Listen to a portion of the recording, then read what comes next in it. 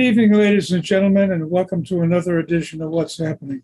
I'm George Binns, and this evening we have two guests, Linda and John Mullady, Lorinda Visnick from the school committee.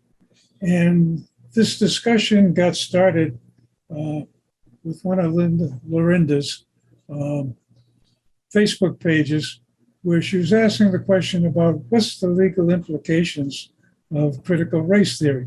So, Lorinda, did you ever get an answer to that? So I think, Georgia, I think I shared with you that, well, first thing, thanks for having us on the show. I think I shared with you that I've gone back to school. I'm working on a master's of education. And that particular topic, I did a research project on it and wrote a research paper. And so, I learned a lot, and I brought some of those details with me today. And I think I just want to say before we really delve in, I think that this topic has incredible potential for instilling conflict or inspiring conflict, I guess. And so I'm hoping, I've exchanged a lot of emails with you, and I've shared with you that I really enjoy working with you. And I maybe just want to encourage people who are watching to try to keep an open mind and not take things personally. Because we can really agree to disagree, and we need to be able to have civil conversation as opposed to kind of writing each other off and saying, oh, well, you think something different than I think, and therefore I'm like angry at you or something like that, right? So, that said, I did watch the show on this topic that you recorded with your co-hosts, and I believe John did as well. And I think John and I have talked a little bit about coming on your show, and I know he wanted to speak to something about that previous recording before we talk about our own kind of version of what we think, our perception of what we think critical race theory is, and have a new conversation. Okay, John, what's your thought? So I just want to say thank you very much for giving us this opportunity. I think this is my third time I've had the pleasure to be on the show, but I guess I'm not going to get my coffee mug like I did the previous times. On the last episode that Lorinda was referring to, I heard some misinformation that I thought would be important to clarify, and that was regarding some things that were implied about what's being taught in our schools. So I think it's important to say that I'm not trying to be combative, but I feel it's my responsibility to point out when there's some misinformation. Because statements were made that were implying that our schools are teaching content without the knowledge of the parents and their families. And I feel like that's not only misleading, but it's also, incredibly divisive, because what we've done in Beverly Public Schools is that we have various back to school nights, we have curriculum nights, we have teacher websites where parents have access to the materials that their students are learning, as well as the assessments that they're getting in some cases. Children bring their books home, so parents have an idea of what's being read and what's being discussed in class. We have a curriculum subcommittee that has both members of the public as well as students that are there, and all these meetings are recorded and are televised, and the minutes are posted. So this implication that parents were only finding out what students were learning because of Zoom classes, I thought was a little disingenuous, and I wanted to I just wanted to clarify that there is parent input and knowledge about the content that's being discussed in all our buildings. So okay, that's something one. Fair enough. And I guess this is one of the things I would like to get out of this evening's discussion of exactly what is being taught in Beverly and what is the problem that Beverly is trying to solve.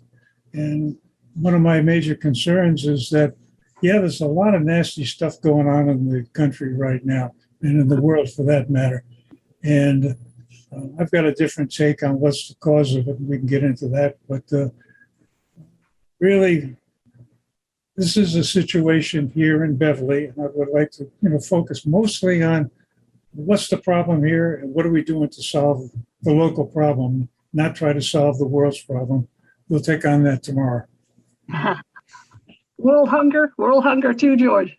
Yeah, why not? Excellent.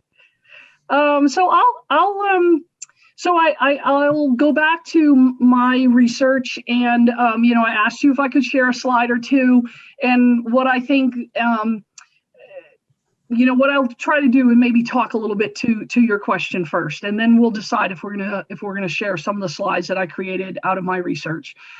And so, what is the problem we're trying to solve in Beverly? I believe you know very well, George, about the DESE website and all the data that's collected, and the fact that we have subgroups of children. And we see very clearly that we have different educational outcomes depending on which subgroup or which group you're in. And so time and time again, across all kinds of different measures, we see that our white children outperform any of the other subgroups, whether it's socioeconomic, whether it's a subgroup based on race or on needs.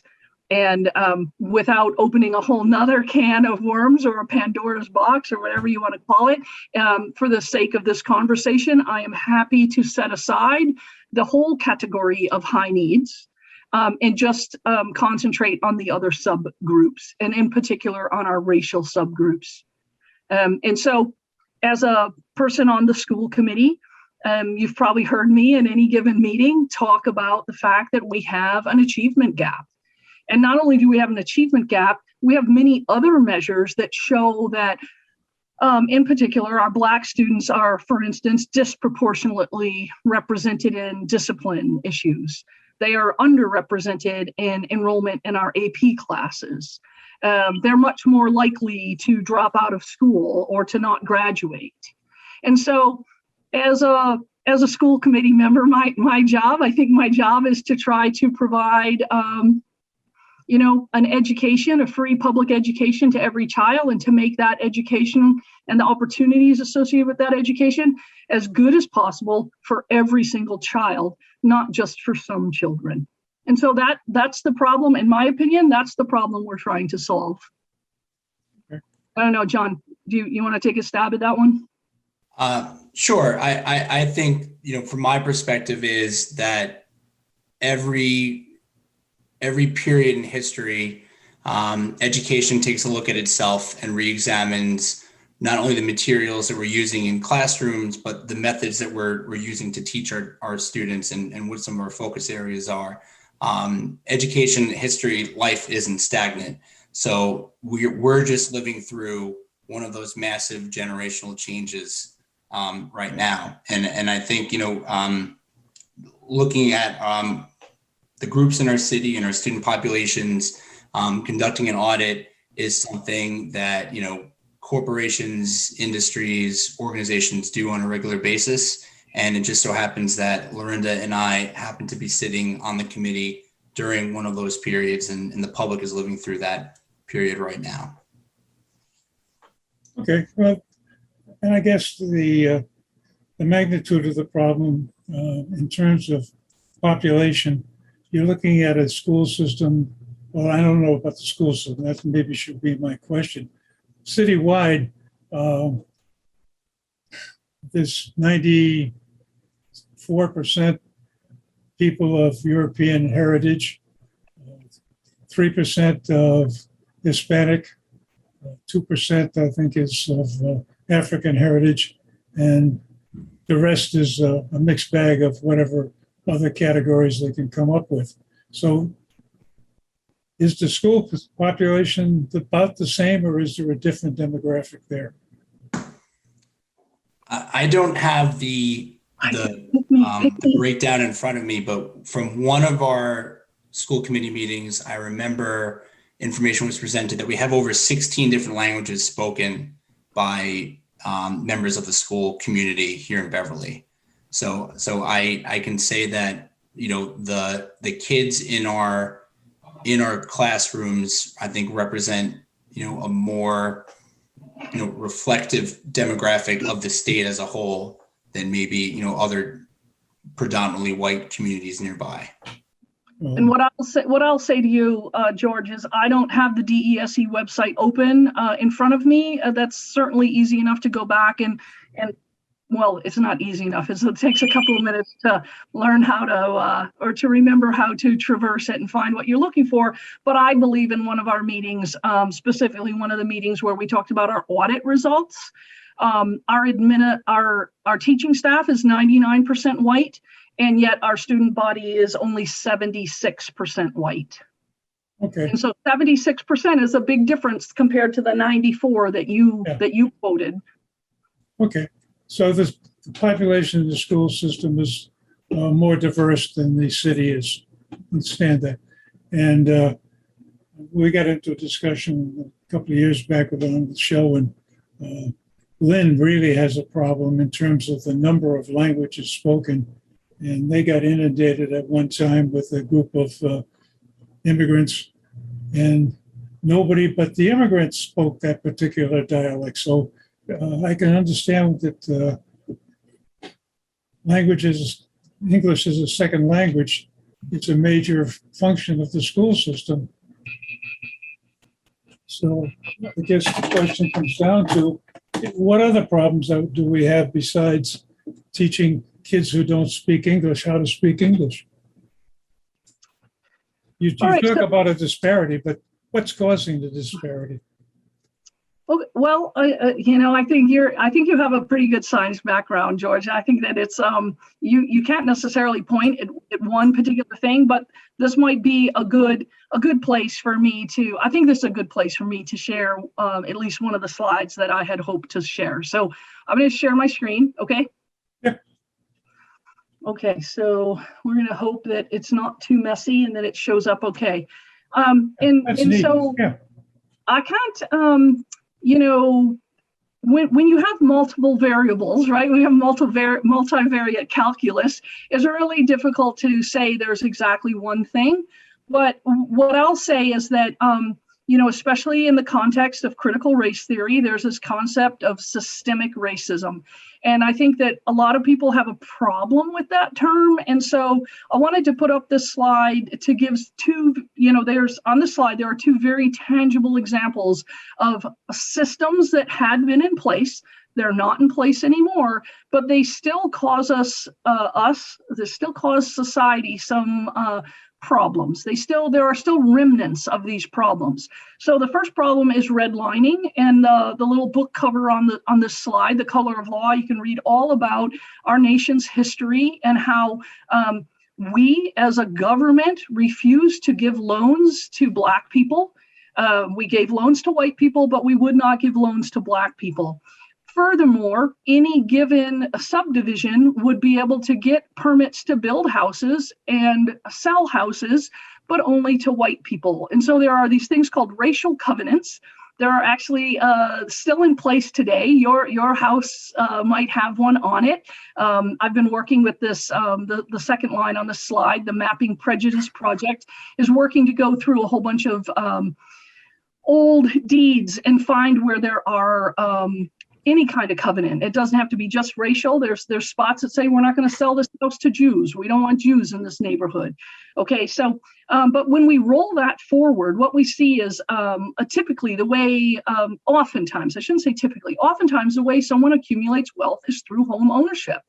And if we, as a nation, denied loans for home ownership to Black people, then how do they generate wealth? And so sure enough, when we roll this forward to today, you see the headline that's on here from the Boston Globe, and the dates on there. I don't know if it zoom in any bigger, but in December of 2017, this woman wrote an article that said the median net worth of Black people in Boston is $8. But for a white person, it's almost $250,000. And so this is a problem in the sense that these remnants of a previous discrimination still exist. Okay, so that's number one. Number two is mass incarceration.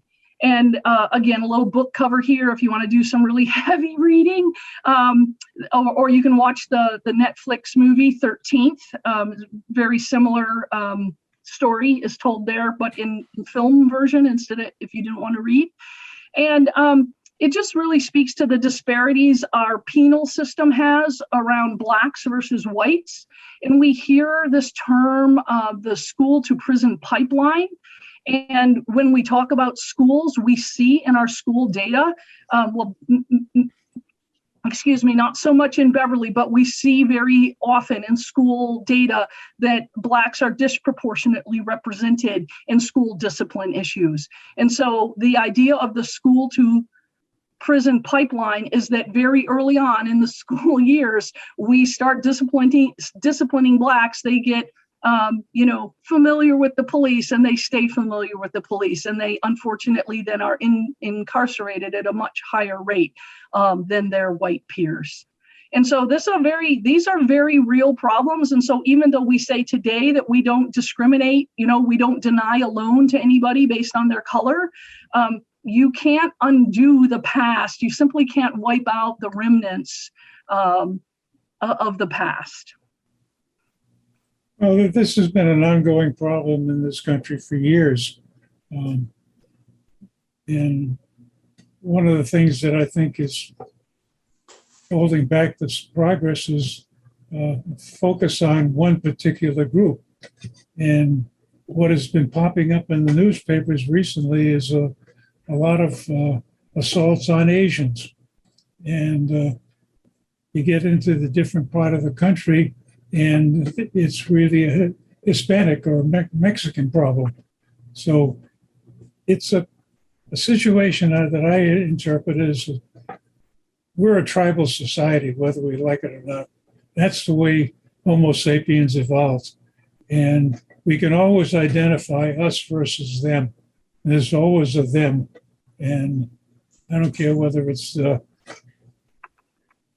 Jews or other ethnic groups. And what I keep coming back to is when I first moved into town, I was warned, beware of the Italians downtown. And this is only 50 some years ago. So yeah, that's a systemic problem of us versus them. And it needs to be, I think, broader than just people of an African heritage. And I don't like using the words black and white because that's too confrontational to me, because really we're talking about different variations of mixed people. And I think Boston is notorious for the old Irish need not apply signs. So this is an ongoing problem. And I'm not sure that just focusing on one particular group is going to really solve the problem. We just push it to someplace else.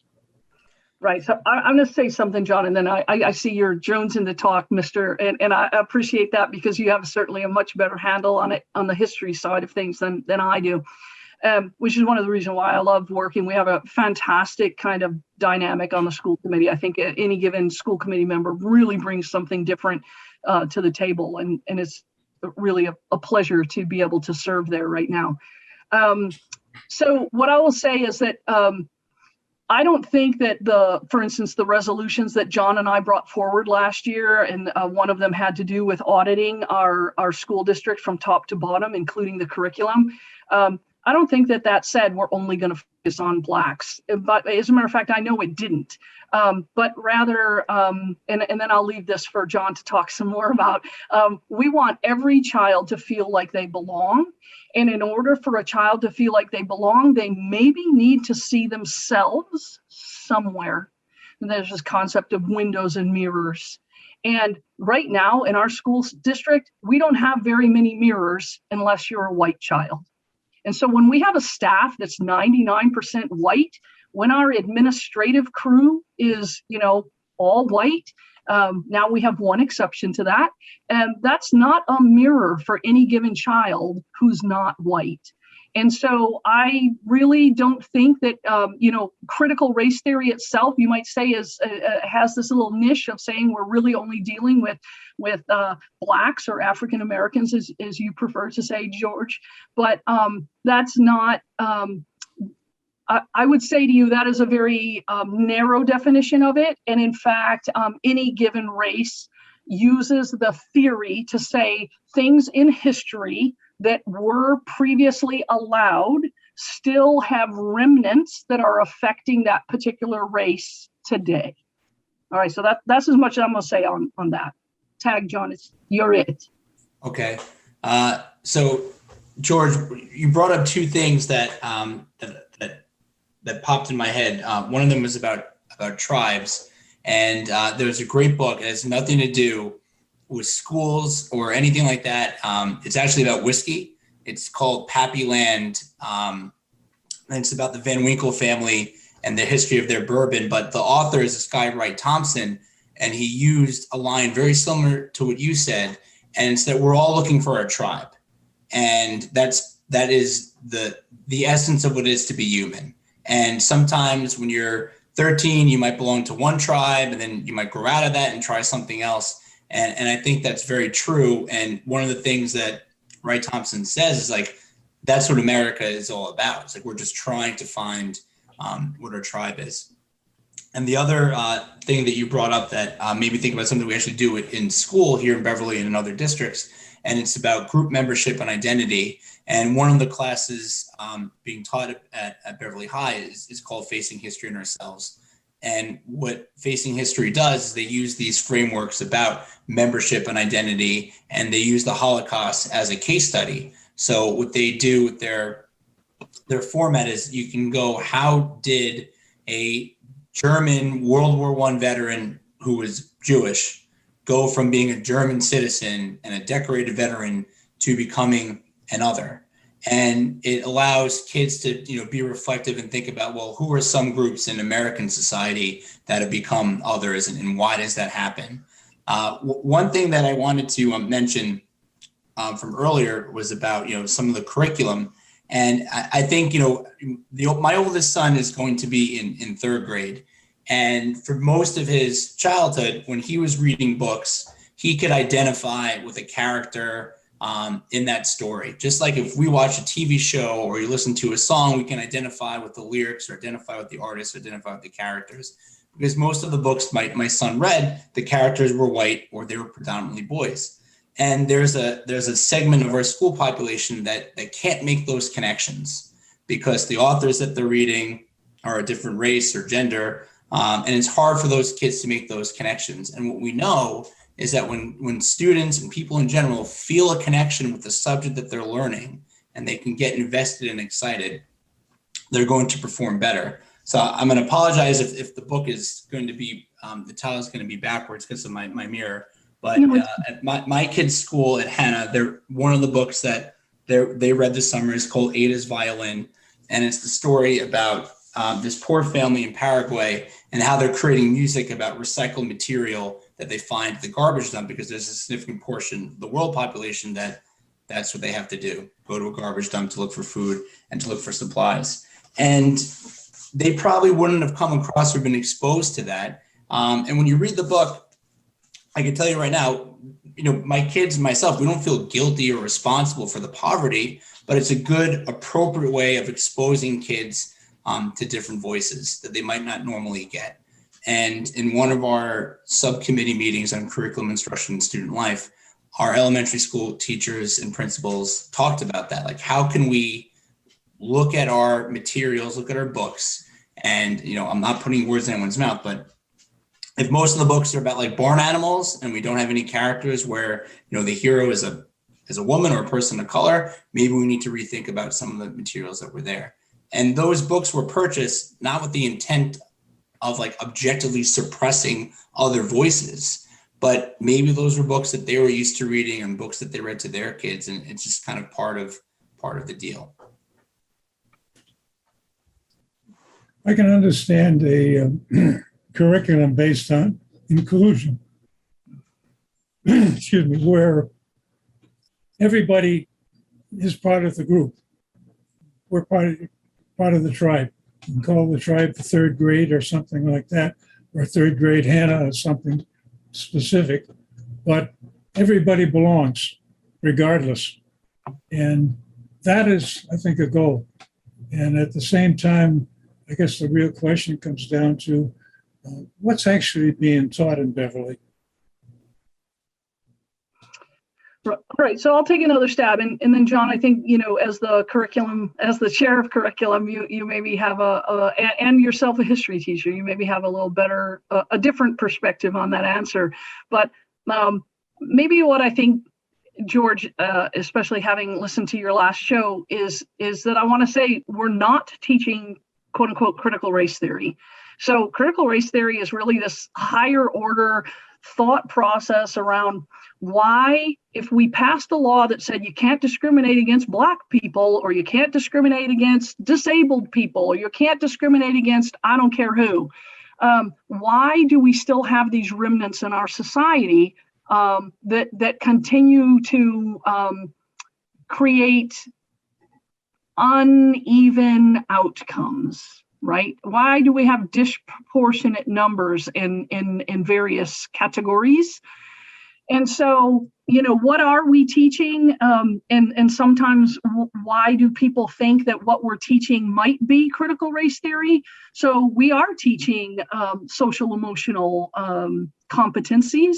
We're teaching diversity and inclusion and belonging. I'm sure that you've seen. Actually, let me here. I have it. I have this picture. Let me share my slide again. I'm sure. Let's see. Share my screen. Sorry, I should really be way better at Zoom after 18 months of doing nothing but Zoom. I'm sure you've seen this slide, right? We are not teaching that every child needs to be treated equally, but we are talking about equity. And so if it were equal, that's the left side of the slide. And again, like John said, hopefully things are coming out not reversed. If it's equal, we give everybody the same size box to stand on. But if we're talking about trying to get to equity, we're talking about what does each child need? And so in this picture, the tall child doesn't need a box at all, and the wicked short kid needs 2 boxes to be able to see over that fence. Now, some people might show a version of this slide with no fence at all, or with a chain link fence, right? And so if you imagine that the fence itself is a barrier, if it's something that's preventing access to opportunities, right? Just like the fact that the average Black person in Boston only has $8 worth of wealth. Well, they can't buy a new car with that. They can't turn around and, put down payment on a house. And so, how do we try to work towards equity? And one of the ways that we can work towards equity is by looking at our educational outcomes, seeing that they're different for the different subgroups, and then attack those problems. In one specific way that we're attacking those problems is by trying to really examine our own conscious biases, our unconscious biases, train our staff about that, train our staff to be culturally aware, train our staff to be in touch with, do I have an unconscious bias? And then deal with it and say, what can I do as a teacher in a classroom or as an administrator in a school to really make every child feel like they belong, so that we can attain the outcomes. Like John said, when children feel like they belong, they do better in school.